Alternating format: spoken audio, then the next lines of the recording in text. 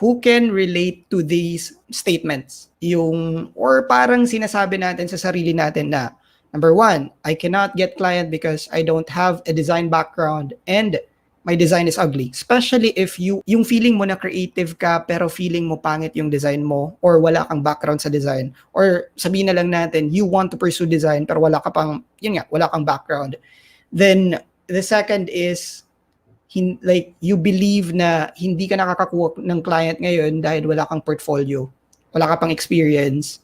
Then the third is, you wanted to shift into web pero hindi mo alam mag-code, mga ganun. Tapos, may iba naman na magsasabi na hindi ako nakakukuha ng client dahil sobrang taas ng competition and nare-reject ako palagi.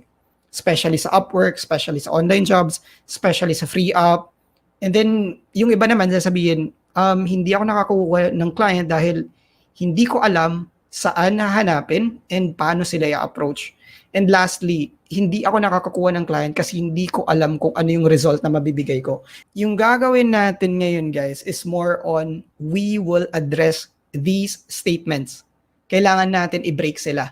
While breaking these beliefs, meron tayong action steps. Ito yung first question ko sa inyo. What if yung statements na yun are myths or limiting beliefs?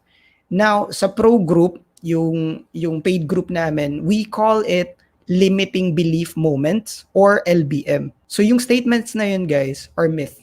Okay? What if I tell you that those are just myth? So yung gagawin natin ngayon, guys, is we will talk about the ultimate guide on getting your first freelance design client and stand out from the competition. So guys, if you have a notebook or kung paano kayo makakag-notes, kindly take down notes para at least you can immediately apply all the action steps. Yun nga, yung gagawin natin, guys, is we will have this formula. We will bust those myths and then at the same time, bibigyan natin ng action steps para makakuha kayo ng result. Pero a bit of warning, guys, this formula only works when you take action and you stop making excuses. Kahit ibigay pa natin yung resources kasi mamaya magbibigay ako ng script, kahit ibigay natin yung strategy and all, kung hindi talaga kayo magte-take action, hanggang nood lang kayo, hindi talaga kayo magkakaroon ng result. So yung gagawin natin ngayon is, number one, we will bust those myths kasi most of the time, takot lang tayo kaya hindi tayo nagkaka-result. And sometimes naman, kung hindi tayo takot, alam natin na kaya natin sa sarili, yung nangyayari, hindi tayo kumikilos.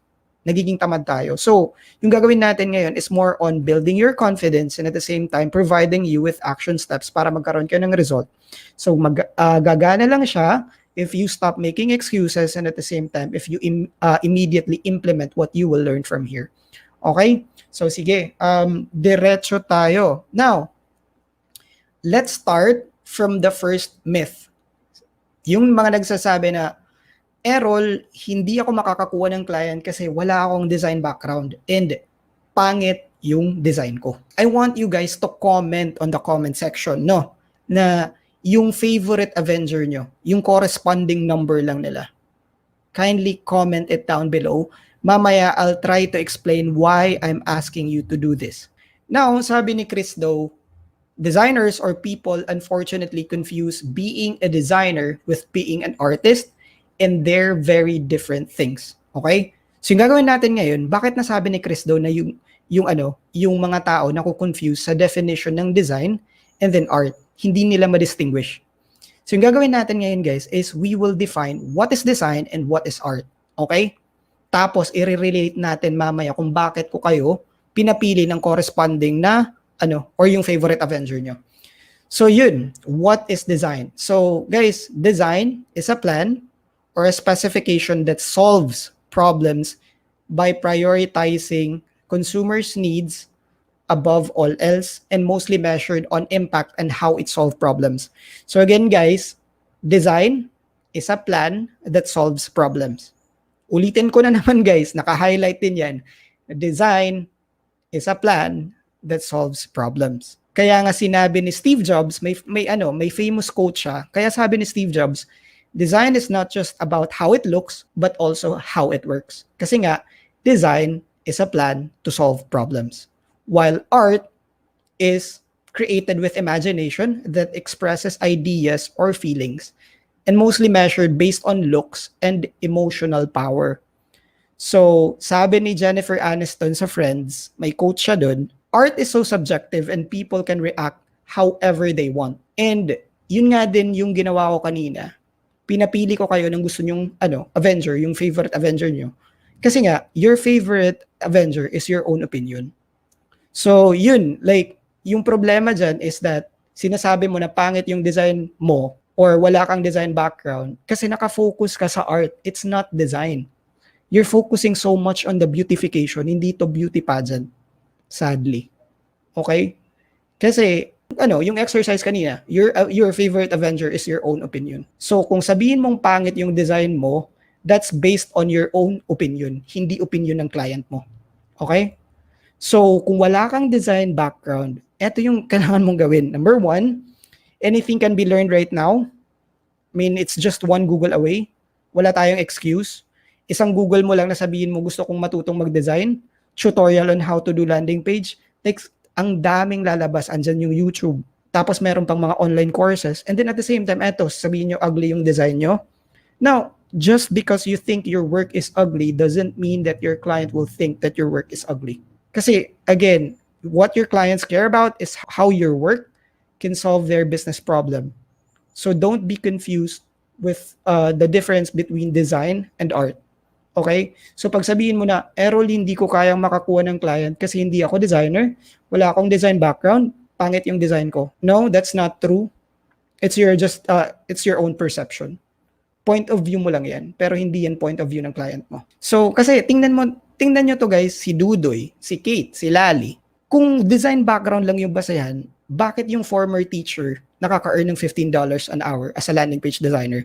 So if titingnan mo, the earning potential niya is 100,000 pesos a month by designing landing pages. Former teacher. Now, Kate, pharmacist, earns $350 per landing page design. Super simple landing page design. And when I interviewed Kate, yung tool niya na gamit, may mga designers na medyo mababad trip kasi feeling nila kailangan talaga gumamit ng Photoshop. Kate is just using Canva. Pero she can charge higher kasi she knows that it's not about the tool that you're gonna be using. It's all about the problem that you're gonna be solving. Okay? Now, tingnan natin si Lali. Former airport ground attendant and nagcha-charge ng $500 to $700 per landing page.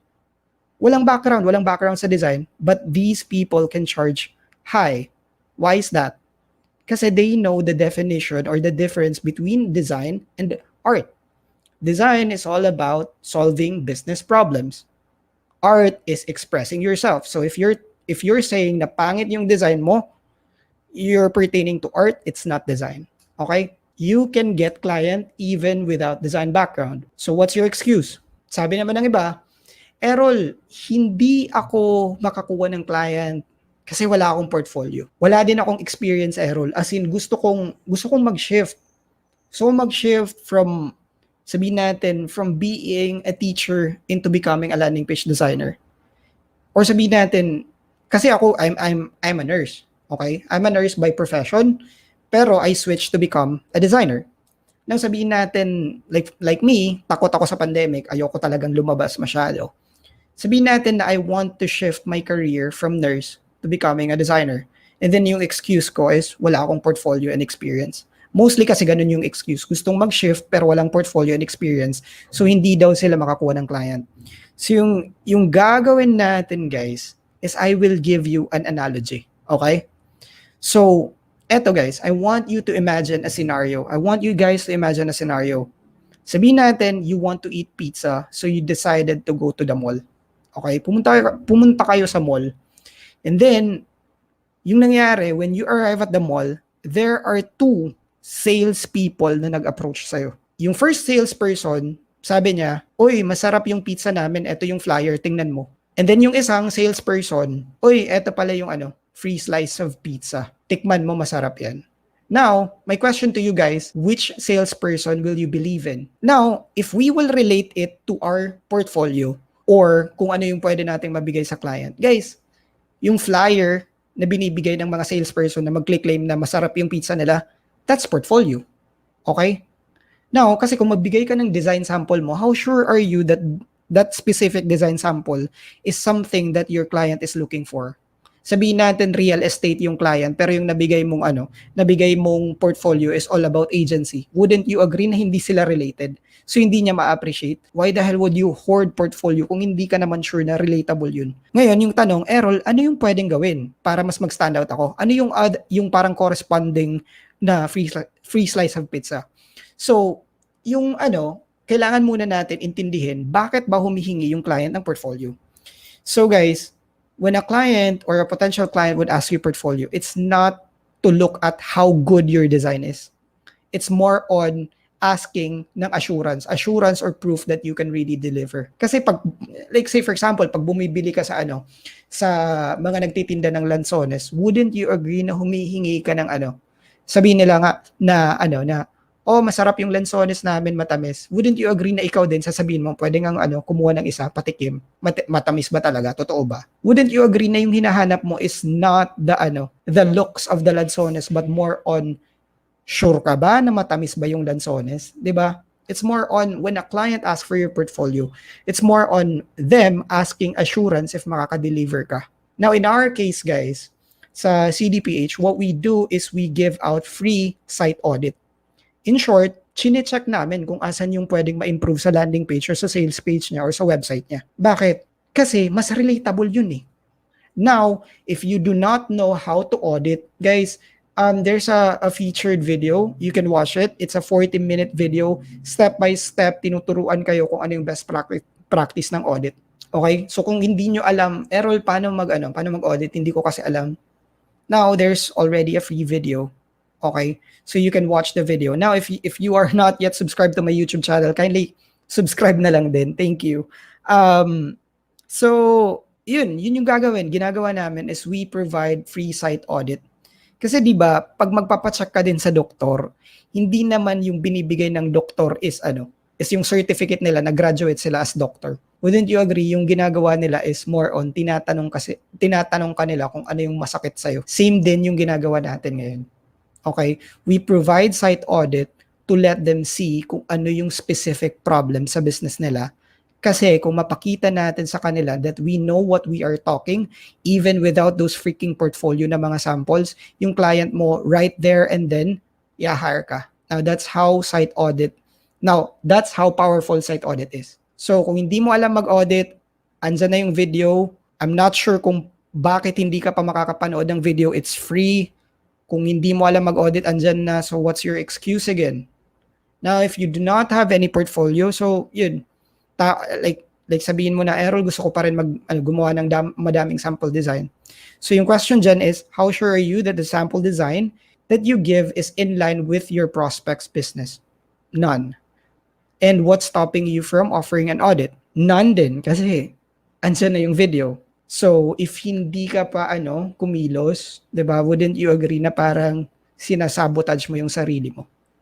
Kasi the video is already posted, the video is already free.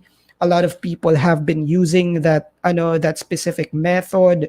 Even the paid members ng group namin, they're using the same method. So parang 'di ba walang excuse? And then tingnan mo si Zai, hindi siya masyado, like, nag-start pa lang siyang mag-build ng portfolio, pero most of the time, what she's doing is she's offering an audit, and right then and there, na-hire siya kaagad. So yun, nag-o-offer siya ng site audit, and then, pag makita ng client na okay, alam ni Zai yung pinagsasabi niya, I'll hire her.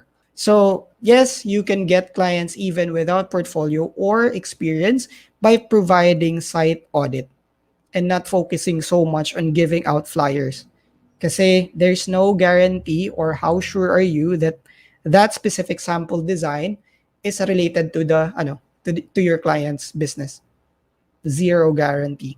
So now, pag hindi mo pa alam kung ano yung gagawin pag site audit, andun yung video sa YouTube channel ko.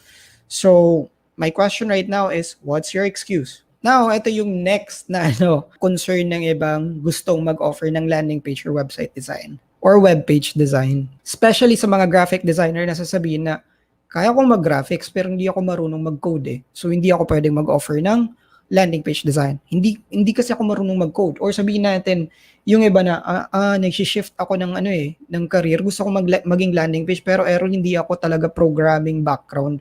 Wala akong knowledge dyan. So, here's the thing, guys. Now, if tatanungin nyo ako, Errol, kailangan ba talagang matuto mag-code? Knowing how to code is just a bonus, pero hindi siya required. Bakit? Kasi each and every month or each and every day, sobrang dami ng tools na lumalabas. And these tools are called landing page builders. So these tools allows you to create live and functioning landing page without needing to write a single line of code. Okay, so may mga tools na pwede nyong gamitin para makagawa ng functioning landing page kahit hindi kayo marunong mag-code. Ano yung popular page builders? So, eto yung mga ginagamit namin, pero personally, I would just use 3: Unbounce, Swipe Pages, and then Webflow. Yan yung namin. Yan yung focus namin ng mga tools. So, these are some tools na mga builders. Unbounce, Lead Pages, Insta Pages, ClickFunnels, Swipe Pages, Convert3, Go High Level, Webflow. Actually, sobrang dami ng tools ngayon na lumalabas na mga landing page builders. Mga landing page builders, lumalabas sila na hindi mo talaga kailangan mag-code.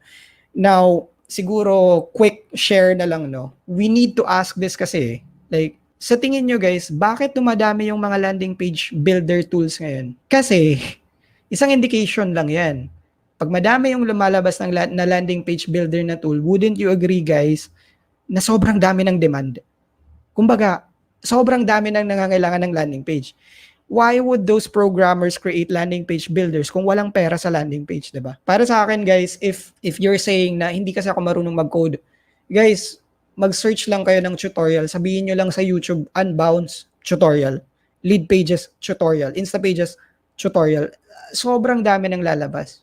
So, hindi siya excuse para sabihin na hindi to para sa newbie and stuff. Kasi guys, we are surrounded with a lot of resources.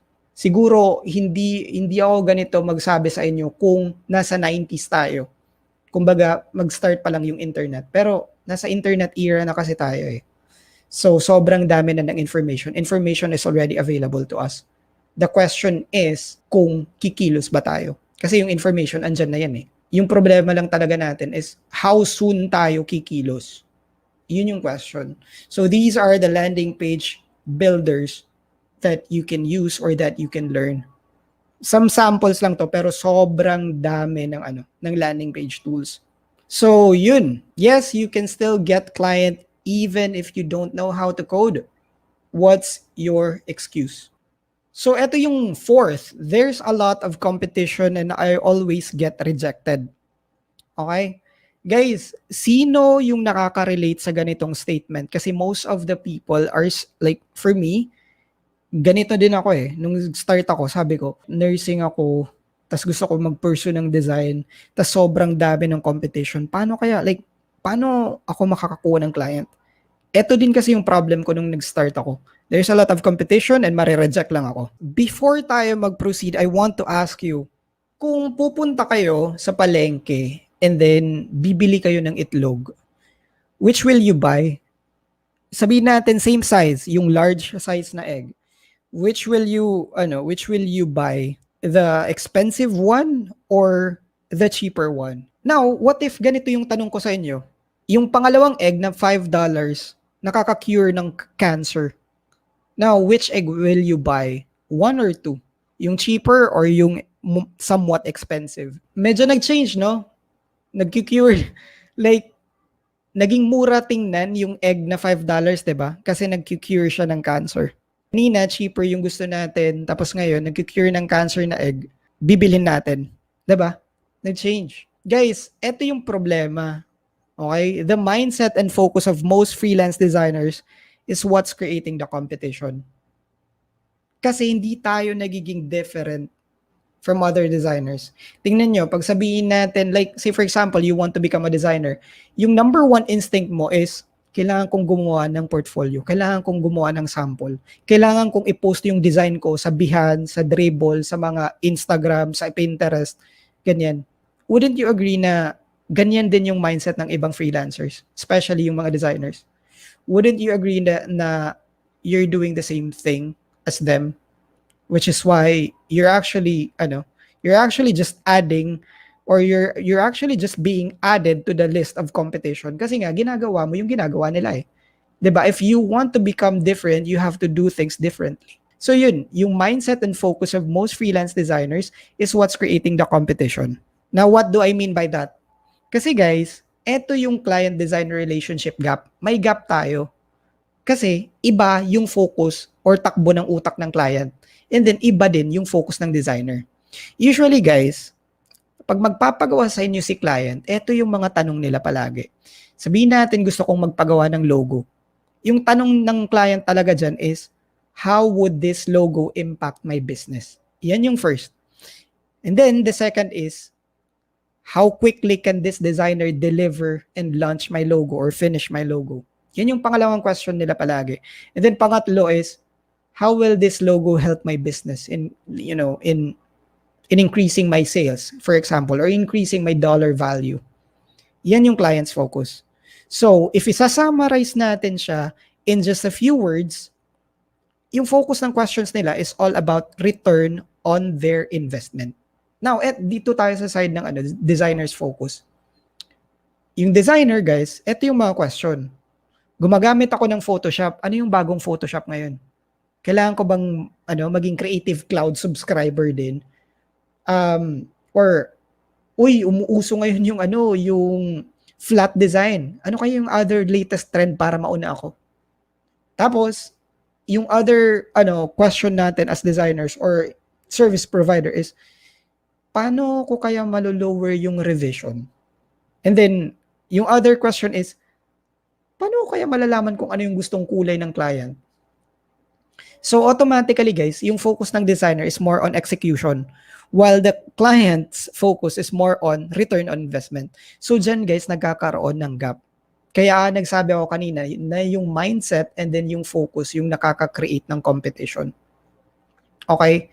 Kasi if you focus on the design trends, if you focus on the design tools, and then if you focus on the style guide, branding guide, mga ano na yan, yung mangyayari, you're not doing anything different from other designers. They're thinking the same way. So automatically, you would not really stand out. Talagang mababaon ka sa competition kasi you're not thinking differently. You're not doing things differently. So ano nga ba role yung gagawin?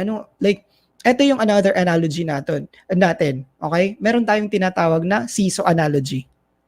Okay? Meron tayong Seesaw analogy. So sabihin na lang natin guys na yung bilog na to is yung focus natin. Now guys, when we put our focus on execution-related stuff, like, ano kayang bagong design trend ngayon? Like, neomorphism ba? Meron pang glass UI? Mga ganyan. Maganda ba yung gradient na colors ngayon? Ano yung magandang gradient colors ngayon? Ano yung magandang typography ngayon? Ano yung magandang font? Sabihin na lang natin. Pag ibigay mo yung focus sa mga execution-related questions, yung ma-attract mo guys are low-paying clients. Okay?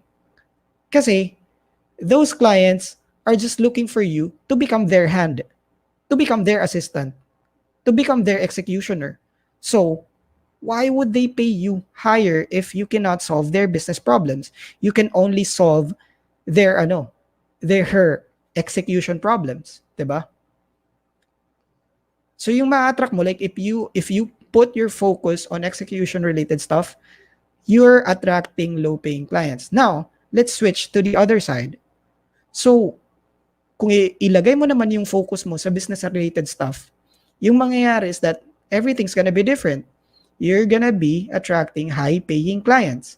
Yung mga clients na walang problemang magbayad sa'yo kahit mag-charge ka ng $25 pataas per hour. So yan, kasi nagfo-focus ka sa business-related stuff. Okay? Now, here's a quote again. The bigger the problem you solve, the less competition you have. The bigger the problem you solve, the higher the payment the client would be willing to pay you. Okay? So, yung focus mo or yung sinosolve mo is tagagawa lang, yung mangyayari sa'yo Kasi you're just a laborer and then maliit yung bayad sa'yo. And that's the ugly and sad truth. Kaya na-undervalue yung mga designers dito sa Philippines.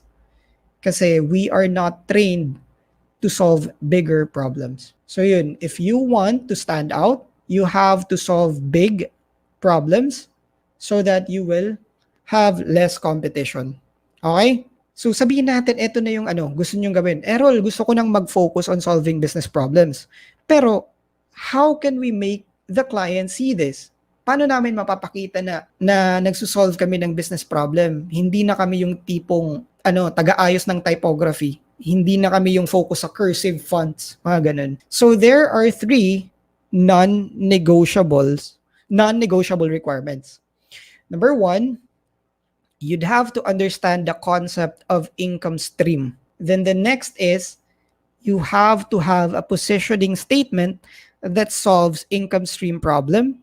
And then yung pangatlo is you have to provide upfront value or yung free slice of pizza. So kanina na-discuss ko na to na yung upfront value natin is more on providing site audit or audit. And if hindi nyo alam mag-audit, may YouTube video na you can watch it. Okay? So dalawa na lang yung itatakol natin. So Errol, ano yung income stream? So sa income stream guys, ito yung income stream concept. Sabihin na lang natin, pupunta tayo sa grocery. Yung problema ng grocery owner, or tatlo lang talaga yung problema ng grocery owner. Or kahit ikaw na bumibili sa grocery, you would also notice this. Number 1, papasok ka sa pintuan ng grocery. Number 2, kukuha ka ng items na gusto mong bilhin. Number 3, pupunta ka sa cashier para bayaran yung grocery. And at the same time, pag trip mong bumili ng chewing gum, dun sa cashier, bibili ka din ng chewing gum. 'Di ba? May mga ganun na instances eh. So ganyan yung behavior sa grocery. Now, sa business, yan yung problema ng mga business owners. Paano ko ma-attract yung mga customers na pumasok sa pintuan ng grocery ko? Next, paano ko mapapabili yung mga customers ko ng item para bayaran nila sa cashier? So automatically, yung grocery stuff nila. Third is, paano ko sila mabebentahan ulit? Ano yung pwede kong gawin? Kaya naglalagay sila ng chewing gum dun sa may cashier kasi yun yung way nila para mas ma-increase yung pera nila, yung cash flow nila. So, in other words, kung i-English natin, yung problema talaga ng any business, online man yan or brick and mortar or mga local businesses, tatlo lang. Attracting customers, making them buy again. Tatlo lang. Yan lang yung income stream concept. So, sa marketing concept naman, kasi ito yung kailangan natin gamitin eh. We need to use like marketing language. We need to speak the language of our clients, not the language of a designer. Kasi again, our mindset and focus should be business related, not execution related. Like, I would dare you talk to a client right now using design jargons. I would tell you na hindi, like most of those clients would not even understand you. Kasi they don't speak the same language. And for us to stand out, we need to speak their own language as well. We need to use business-related languages. Ano yung business language na problema nila? Income stream. Tatlo lang. Generate leads, sales, or recovered cart, and then retain customers. So sample natin si Lazada. Lazada or Shopee. 'Di ba nagkaroon ng 9 sales ngayon? Tapos nagbibigay sila ng coupon sa inyo para magkaroon kayo ng discount. That's their doorway para ma-attract kayo na pumunta sa Shopee or sa Lazada na website. Tapos di ba pag magpipindot kayo ng add to cart, yung Limino style, add to cart now, pag pipindot kayo, tapos sabihin natin, you would not continue to order, kumbaga na-close nyo yung browser nyo, hours later, they would email you, oy, nakalimutan mong bilhin to. That is recovered cart. That is sales. Tapos, lastly is retaining customer. Di ba yung ginagawa din sa Lazada is that pinibigyan kayo ng madaming emails na sasabihin, oy, may discount na naman kami dito. That is making you buy again. So, tatlo lang talaga palagi. Ito na naman, Netflix, example. Netflix, example. Ano yung ginagawa ng Netflix para maka-generate ng leads, para magkaroon sila ng sales, para maka-retain ng customers. So yung ginagawa ng Netflix is ganito. Say for example, gusto mong mag-subscribe sa internet service provider, sabihin natin Globe or PLDT. Yung ginagawa nila, sinasabi nila na pag mag-subscribe ka sa PLDT, bibigyan kita ng 3 months free subscription sa Netflix. That is Netflix's way to generate leads, to make you in front or enter their doorstep. And then, syempre, after 3 months, yung gagawin ni Netflix, ibubombard ka ng email, oy, mag-expire na yung subscription mo, mauubos na yung libre mo. So tendency ikaw, ay shit, may gusto kong panoorin eh. Gusto kong manood ng Money Heist. Gusto kong manood ng ng K-drama, yung Waikiki, mga ganun.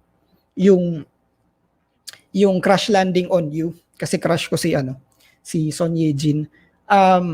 Yun yung ginagawa ni PLDT. For them to make you buy, they would email you na, hey person, mag-e-end na yung subscription mo.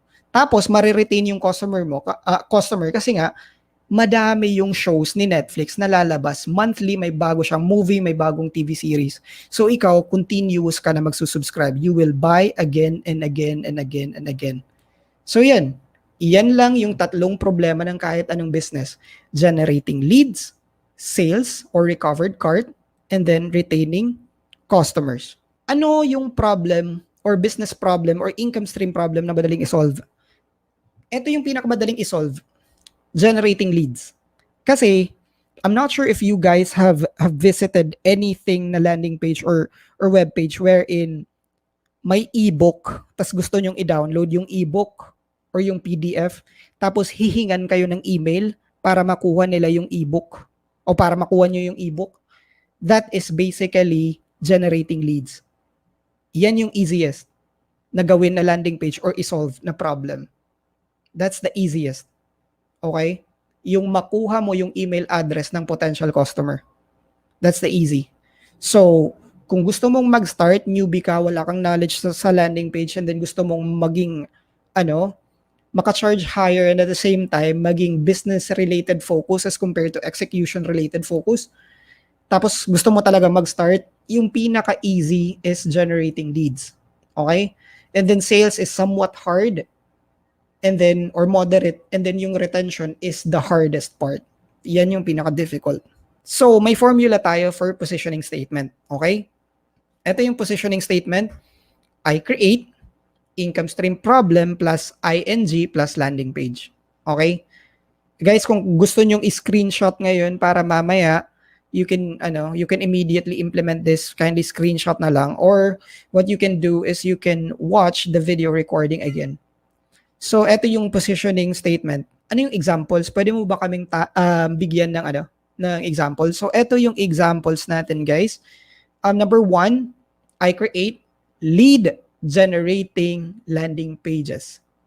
Next is, I create sales generating, kulang ng S. I create sales generating landing pages, or I create customer retaining landing pages. Now, if you compare it to someone na nag-type lang, I'm a landing page designer, I'm a web designer, as compared to someone na I create lead generating landing pages, or sabihin natin na in Tagalog na lang, I am a website designer na may 8 years experience as compared to someone na gumagawa ako ng website design na nakaka-attract ng madaming customers. Now, wouldn't you agree na mas pipiliin ko yung tao na nagsabi na nakaka-attract siya ng madaming customers kahit hindi ko nilagay yung or kahit hindi niya nilagay yung kung ilang years na siya sa industry na yan. Kasi, sino ba naman yung aayaw sa madami na customers? Wala. Walang negosyante na ayaw ng madaming customers. If you know any business na ayaw ng customers, let me know. Kasi I will stand or sit corrected. So, yun. That's how you would position yourself, or the positioning statement that you can use. You can use either lead generating landing page, sales generating landing page, or customer retaining landing page. Pero if you are just starting out, for me lang personally, I would want you to start with lead generation kasi sobrang bilis lang niya. Sobrang bilis niyang isolve. Kasi pagkuha lang ng email address and that's already enough. So yung pangatlong non-negotiable is providing upfront value. And for us, what we're using is more on doing a landing page audit. Now, if you do not know how to audit, there's a video on my YouTube channel and you can watch it. It's a 40-minute video. The step-by-step process on auditing a landing page is there. And then the script is also there. So you can use that as your template guide. Pwede mong gamitin para makapag-start kang mag-audit sa mga clients or potential clients mo. And then if hindi ka nakasubscribe, kindly subscribe na lang. It would really help me out. So yun, thank you. Thank you in advance.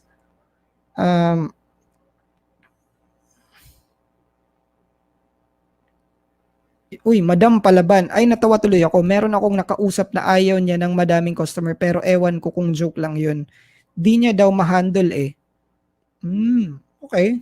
Yeah, pwede pag hindi na talaga ma-handle. Like may iba talagang client na parang gusto nila muna na mag-set up ng parang system paano makapag-operate in such a way na pwede silang maka-handle ng mas madaming customers. Pero I'm not really sure kung meron talagang client na ayaw niya talaga ng madaming customers. Yung iba talaga is pag ganyan na ayaw na nilang customers kasi too much to handle, most of the time, the business problem is not the attraction of the customer. It's more on systems na sa operation niya. Arnel Cortez, Coach, tanong lang po, if client have specific landing page builder na dapat gamitin like outbounds, pero na-end. Sige, antayin ko yung mo, yung question mo. Kasi hanggang S lang eh. Sorry.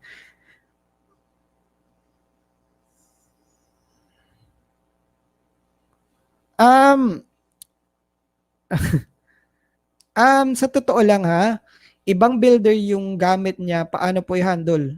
Bakit mo ilalagay sa ibang builder kung meron na siyang builder? Huwag mo nang pahirapan si client. Kasi pag gusto mong ipilit na magpunta ka sa ibang builder, that would mean that you are solving the execution part, hindi business part. Kasi clients would appreciate designers who would tell them na siguro wag ka na lang magpalit ng builder, ayusin na lang natin yung builder mo kahit wala akong pera dyan na makukomisyon. Gamitin na lang natin yung tool mo para makamura ka. Most of the time, they would refer you and at the same time, they would hire you over and over and over and over again. Now, kung gusto mong one-time transaction lang yung trip mo, ayaw mo ng customer retention, pilitin mo na mag-choose ng a different builder. Pero for me personally, if meron na silang builder, don't make it hard for them. Kasi yung builders naman, say for example, from Unbounce going to swipe pages, hindi naman talaga mahirap mag-switch.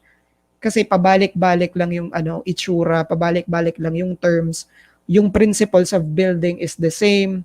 The only thing that's different is more on the branding colors ng builder na yun. Pero in terms of using it, most of the time, similar lang siya. So, wag mo na lang pahirapan yung client mo.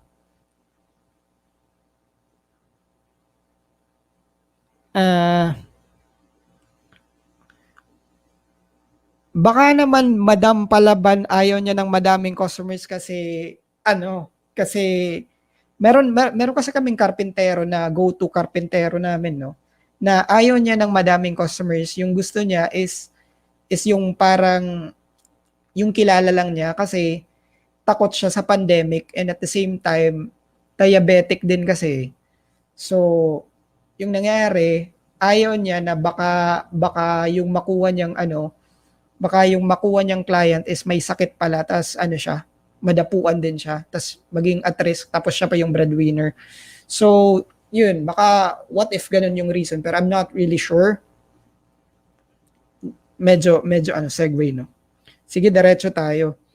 So, yun, if you are saying to yourself na hindi mo kayang mag-stand out dahil sa competition, now guys, competition only exists if you position yourself as someone who's more focused on execution instead of solving business problems. So again, the bigger the problem you solve, the less competition you have.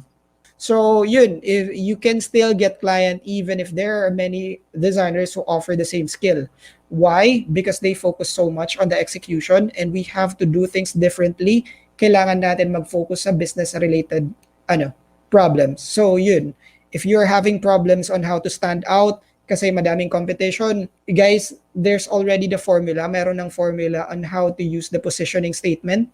And at the same time, related pa siya sa income stream. So what's your excuse? Ito yung next question. Errol, hindi ko kasi alam kung saan maghahanap ng client. Now, meron tayong pwedeng approach. 3F, okay? Yung family natin and their friends. Kasi I'm not really sure kung meron ba talagang like I'm pretty sure na yung iba nyong relatives, meron silang kakilalang negosyante. Or meron tayong relative na negosyante. Second is, we can approach our friends and their friends kasi for sure meron tayong friends na negosyante. Or meron tayong friends na may friend na negosyante. Or yung pangatlo is freelance marketplaces. Freelance marketplaces like Upwork, online jobs, free up. Why did I recommend yung tatlong F? Okay? 3F. Bakit 3F? Meron tayong tinatawag na kulto. Okay? People only buy from people they know, they like, they trust, and if it's urgent. Like guys, mas magtitiwala tayo magpa-check up sa doktor na kilala natin, sa gusto natin na doktor, sa napapagkatiwalaan nating doktor, or kung wala na talaga tayong choice, kung emergency. Okay, kung urgent na talaga na kailangan natin ng doktor. Kumbaga, hindi na tayo mamimili kasi emergency siya. So, yun, people only buy from people they know, they like, they trust, or if it's urgent. Okay? So, sa family and then friends, they already know us, they already like us, they already trust us, pero yung urgency wala. Kasi hindi tayo sure. Hindi tayo sure kung urgent yung need nila. Pero sa freelance marketplaces, guys, it's always urgent. Kasi why would those clients or why would those businesses post jobs if they don't need someone to help them, 'di ba? So it's urgent, kumbaga. So now, yung pwede nating approach? Paano i-approach yung tatlong F? Okay. So guys, kindly screenshot this. This is already the script and then pwede mong gamitin kaagad or pwede nyong gamitin kaagad. So yung gagawin nyo guys is that if you're gonna be approaching one of your relatives or friends, pwede mong gawin na ganito. Hey, family or friend, ititake ko yung business ko or freelance business ko in a different direction and mag-o-offer ako ng landing page. And nagwa-wonder ako kung may kilala ka na mangangailangan ng ganyang service. And then at the same time, magpro-provide ako ng free audit. Sabihin natin, bago ka, ano yung magiging script kung bago ka? By the way, nag-start ako na mag-shift into a different career. I'm wanting to shift into a different career. Gusto ko nang mag-freelance design and yung plan kong i-offer is landing page design. So, nagwa-wonder ako kung may kakilala kang posibleng mangailangan ng landing page. And by the way, magpro-provide ako ng free audit sa kanila. And syempre, kung makuha ko silang client, I could also give you a 10% referral for finder's fee. Kasi yung iba, mas pursigido sila sa na mag-refer sa'yo kung bibigyan mo sila ng commission. And that's okay na magbigay ka ng commission kasi yung goal mo naman talaga is to offer great service para i-hire ka again and again and again and again. So it's okay to give 10% commission for people na magre-refer sa'yo or for your family and then friends na magre-refer sa'yo. So eto yung script na pwede nyong gamitin. Paano i-approach yung mga prospects on freelance marketplace? So eto naman yung script natin. Yung script natin is immediately open the free audit. Yung script is, would you be open if I give you a free audit on how you can increase your conversion or on how you can generate more leads? Kasi di ba, lead generating landing pages kung mag-start kayo.